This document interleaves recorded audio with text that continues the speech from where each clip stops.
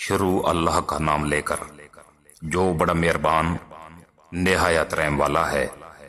آسمانوں اور زمین میں جو بھی کوئی چیز ہے اس نے اللہ کی تسبیح کی ہے، اور وہی ہے جو اقتدار کا بھی مالک ہے، حکمت کا بھی مالک۔ اے ایمان والو، تم ایسی بات کیوں کہتے ہو جو کرتے نہیں؟ اللہ کے نزدیک یہ بات بڑی قابل نفرت ہے کہ تم ایسی بات کہو جو کرو نہیں۔ حقیقت یہ ہے کہ اللہ ان لوگوں سے محبت کرتا ہے جو اس کے راستے میں اس طرح صف بنا کر لڑتے ہیں جیسے وہ سیسا پلائی ہوئی دیوار ہوں۔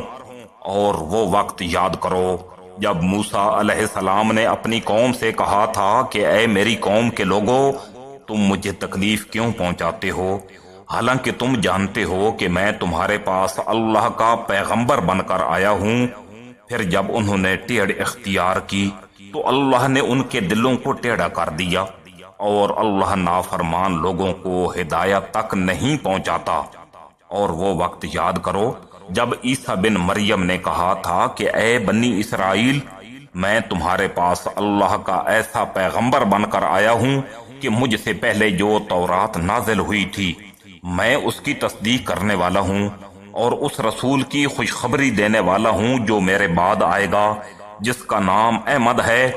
پھر جب وہ ان کے پاس کھلی کھلی نشانیاں لے آئے تو وہ کہنے لگے کہ یہ تو کھلا ہوا جادو ہے، اور اس شخص سے بڑا ظالم کون ہوگا جو اللہ پر جھوٹ باندھے جبکہ اسے اسلام کی طرف بلایا جا رہا ہو، اور اللہ ایسے ظالم لوگوں کو ہدایت تک نہیں پہنچاتا۔ یہ لوگ چاہتے ہیں کہ اپنے منہ سے اللہ کے نور کو بجھا دیں، حالانکہ اللہ اپنے نور کی تکمیل کر کے رہے گا، چاہے کافروں کو یہ بات کتنی بری لگے۔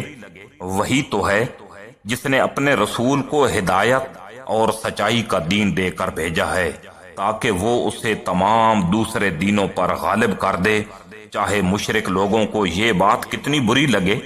اے ایمان والو، کیا میں تمہیں ایک ایسی تجارت کا پتہ دوں جو تمہیں دردناک عذاب سے نجات دلا دے؟ وہ یہ ہے کہ تم اللہ اور اس کے رسول پر ایمان لاؤ، اور اپنے مال و دولت اور اپنی جانوں سے اللہ کے راستے میں جہاد کرو۔ یہ تمہارے لیے بہترین بات ہے اگر تم سمجھو۔ اس کے نتیجے میں اللہ تمہاری خاطر تمہارے گناہوں کو بخش دے گا، اور تمہیں ان باغوں میں داخل کرے گا جن کے نیچے نہریں بہتی ہوں گی، اور ایسے عمدہ گھروں میں بسائے گا جو ہمیشہ ہمیشہ رہنے والی جنتوں میں واقع ہوں گے۔ یہی زبردست کامیابی ہے۔ اور ایک اضافی چیز تمہیں دے گا جو تمہیں پسند ہے، اور وہ ہے اللہ کی طرف سے مدد، اور ایک ایسی فتح جو عنقریب حاصل ہوگی۔ اور اے پیغمبر صلی اللہ علیہ وآلہ وسلم، ایمان والوں کو اس بات کی خوشخبری سنا دو۔